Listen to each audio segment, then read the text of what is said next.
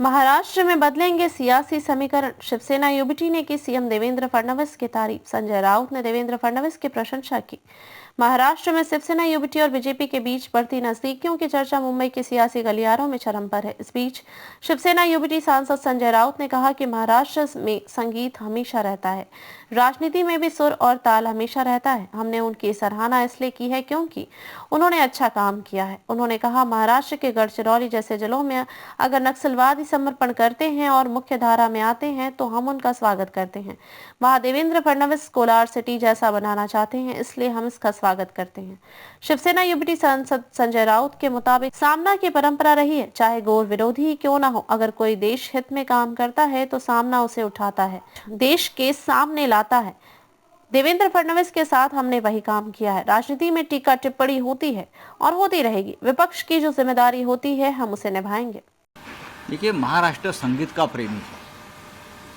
यहाँ बहुत से सुर मिलते हैं, कभी बेसुरे हो जाते हैं, लेकिन संगीत यहाँ हमेशा रहता है। और हमारे राजनीति में भी सुर और ताल हमेशा रहा महाराष्ट्र के। बात है कि देवेंद्र फडणवीस को उनका जो हमने आज अभिनंदन किया है, सराहना की, क्यों किया? एक अच्छा काम किया है सरकार ने। जरूर हम अपोजिशन में बैठे हैं, लेकिन हमारी महाराष्ट्र से नाता है, राज्य हमारा है। और इस राज्य में गढ़चिरौली जैसे जिले में जो नक्सलवाद है, वो नक्सलवादी अगर आत्मसमर्पण करते हैं और संविधान का मार्ग अपनाते हैं मुख्यमंत्री के सामने, तो उनका हम स्वागत करेंगे। दूसरी बात ऐसी है, गढ़चिरौली में जो बेरोजगारी है, गरीबी है, वो दूर करके वहाँ देवेंद्र फडणवीस स्टील सिटी बनाना चाहते हैं, पोलाद सिटी। जमशेदपुर में जो पोलाद सिटी है, उस तरह से, तो उससे महाराष्ट्र की जो प्रतिष्ठा है वो बढ़ेगी, लोगों को रोजगार मिलेगा, लोगों को काम मिलेगा, तो उसका स्वागत तो करना चाहिए। उसके पहले वाले जो गार्डन मिनिस्टर थे गढ़चिरौली में, वो भी ये कर सकते थे ना, उन्हें तो सब नाटक किया। वहाँ की जो माइनिंग की जो बड़े बड़े उद्योग है, उनसे फिरौती वसूल की, पैसा जमा किया, अपने एजेंट वहाँ अपॉइंट किए पैसा जमा करने के लिए, तो नक्सलवाद बढ़ गया, ज़्यादा ही बढ़ गया।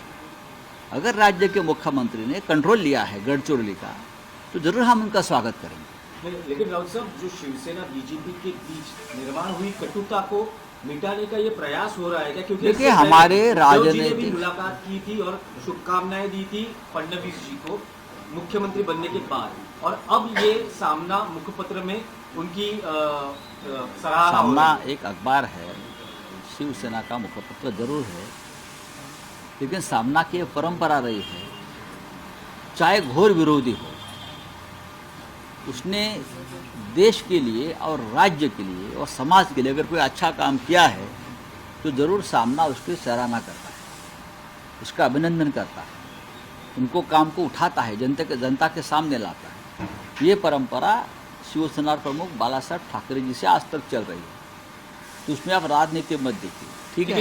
लेकिन राउत साहब, कुछ दिनों पहले जो फडणवीस महाराष्ट्र के खलनायक थे, वो आज सामना में महाराष्ट्र के देवा भाऊ हो गए। देखिए, हम अगर देवेंद्र फडणवीस के साथ हमने बहुत साल काम भी किया है, आपको मालूम होगा, हम एक साथ काम किया है, वो रिश्ते तो कायम रहते हैं। राजनीति में एक दूसरे के खिलाफ टिक्का टिप्पणी होती है, होती रहेंगी, क्योंकि वो सत्ता पक्ष में, हम अपोजिशन में बैठे हैं, वो तो काम चलता रहेगा। दोनों काम लोकतंत्र में महत्वपूर्ण है। सबसे बड़ा लोकतंत्र में विरोधी पक्ष होता है, प्रतिपक्ष होता है, और जिम्मेदारी हम पर है, हम करेंगे। Thank you.